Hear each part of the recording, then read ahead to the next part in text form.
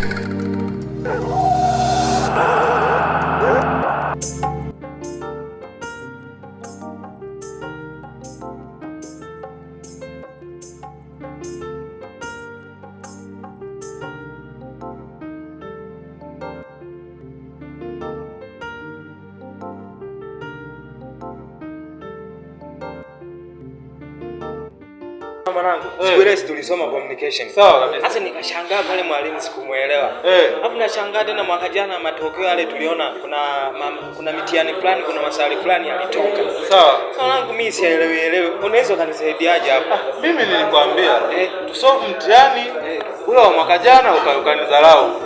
Ya mwanangu, tatizo mimi nilikuwa naona marahisi. Sometimes stress masomo hatuyaelewi. Tatizo lako hata sijui. Bila kweli.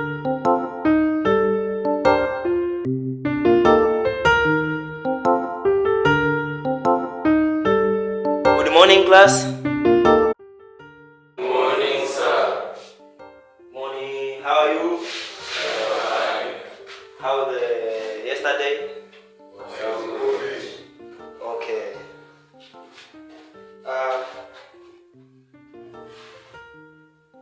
We need to proceed in our session. I want to ask you some questions. Where did we end yesterday? Raise up your hands if you know where did we end.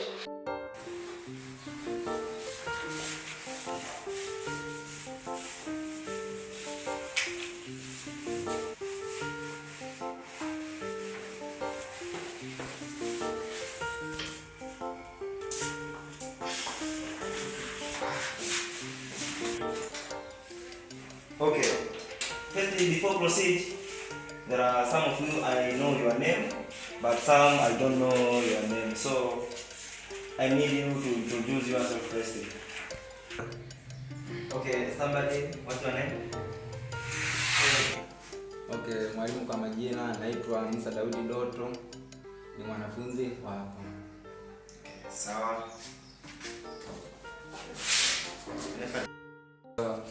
Kwa majina mimi naitwa Gideon Adam, ni mwanafunzi wa PM. Asante. Anayefuatia? Okay. Kwa majina naitwa VJJV, nimetokea mkoa wa Merani. Nimekuja kusoma hapa mimi. Unaitwa nani? VJJV. VJJV. Sawa, karibu. Hapo unajua baadhi yenu nawatambua kama Rapson. Yes. Chacha. Yes. Francisco. Ndio. Jafet Pastor. Peter Laurent. Ndio, na hapa nitambulisha kwa majina naitwa Jilala Mbita. Ni mgeni hapa na kuja kusoma.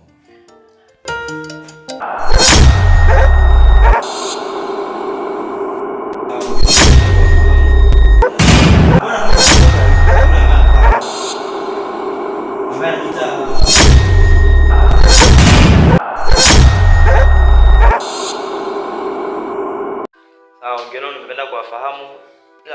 Mbona kama kuna mmoja hayupo? Yule ambaye anakaa pale. Ambaye anajiita nani? Sila. Yuko wapi Sila? Mbona hayupo?